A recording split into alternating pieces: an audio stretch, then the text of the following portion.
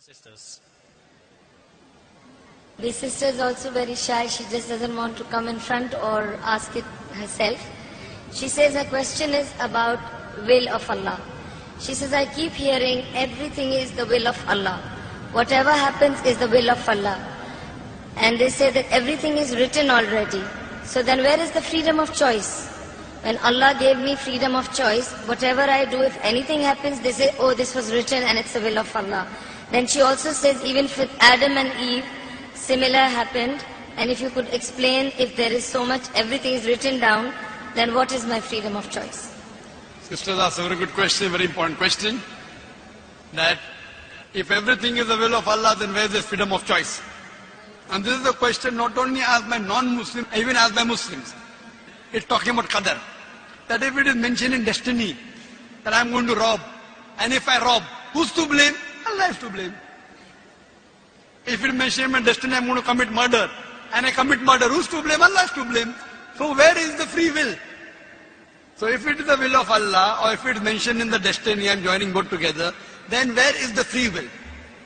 The reply to this question is, it's compulsory that every Muslim should believe in qadar, but you should understand what is the meaning of destiny. For example, if suppose in a classroom, there are 100 students, and when the teacher teaches the students in the classroom at the end of the year, before the examination, the teacher predicts that this student, he will come out first class first. This student, he will get second class. This student, he will fail. The teacher predicts why? He knows that this student is very studious, always does homework, does extra studies. This average student, second class. That student, goes for movies, doesn't do homework, misses the class, predicts that that student will fail. Now once the examination takes place, after the results come out, this student gets first class first, this student gets second class, that student fails. I am asking you a question. Can the student who has failed, can he blame the teacher that because we have predicted I will fail, I have failed? Who's to blame? The student or the teacher? Who's to blame, the student or the teacher? The student. The teacher predicted. Who's to blame the student? He did not study, he did not do his homework, he used to go for extra movies. So similarly, Allah subhanahu wa ta'ala has given the human being the free will. Allah has told you what is right, what is wrong, but the choice is yours. For example, if you come at a crossroad, there are 4 roads, A, B, C, D. You can choose any. You choose road C. So Allah knows in advance that when you come at crossroad, you will choose road C. So Allah writes, when the person comes at the crossroad, he will choose road C. So it is not because Allah is writing that you are choosing, because you will be choosing, Allah is writing.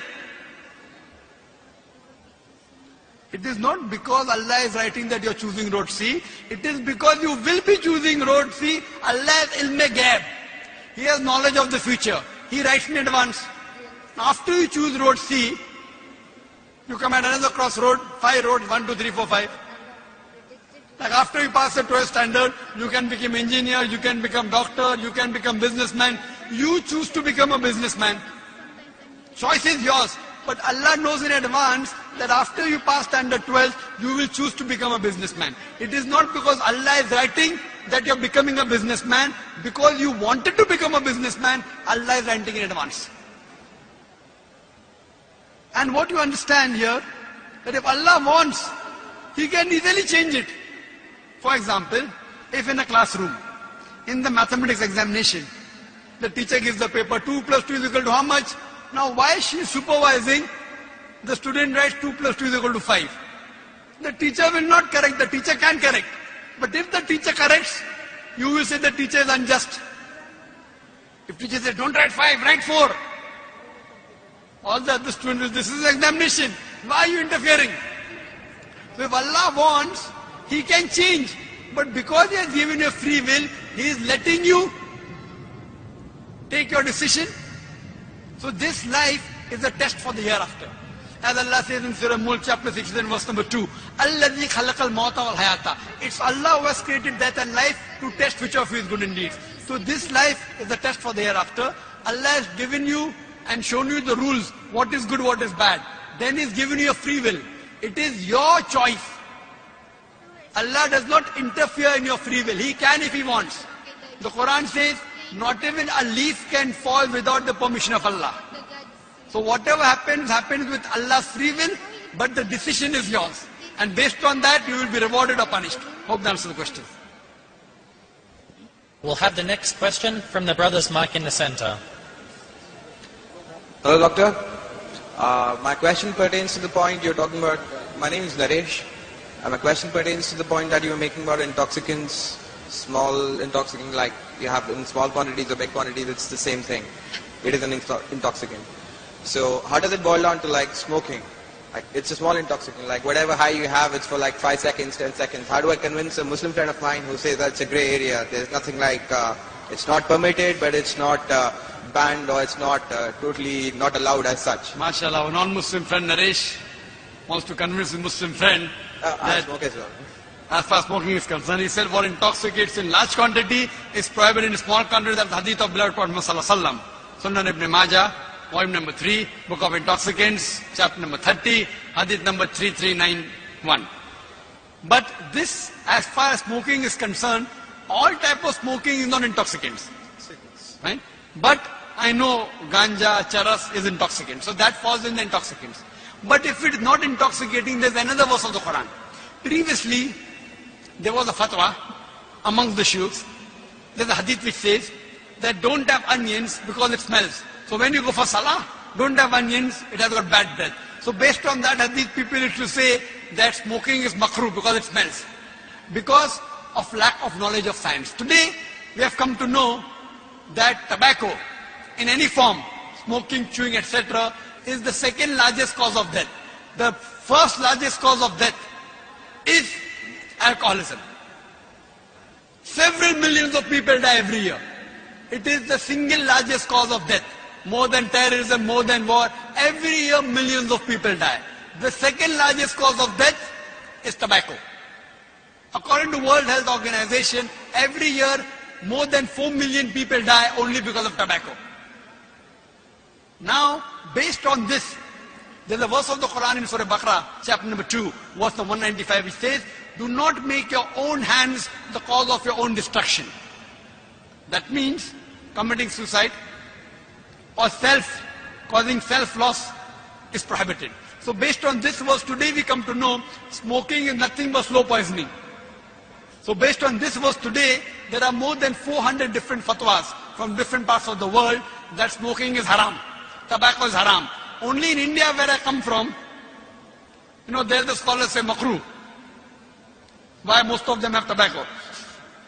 So because many have tobacco, so they say makruh. But today, Saudi Arabia, Egypt, many parts of the world, there are more than 400 fatwas saying that smoking and tobacco in any form, nicotine is haram.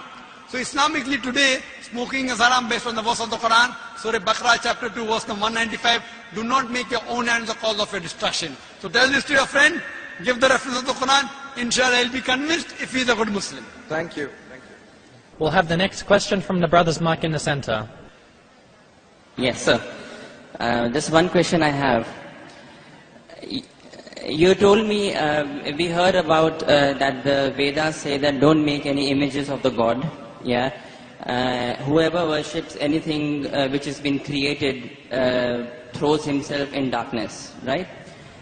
The difference between Bhagwan and Allah is that Allah says that if you worship anyone apart from me, I will punish you forever and ever, and I will not spare you of this sin.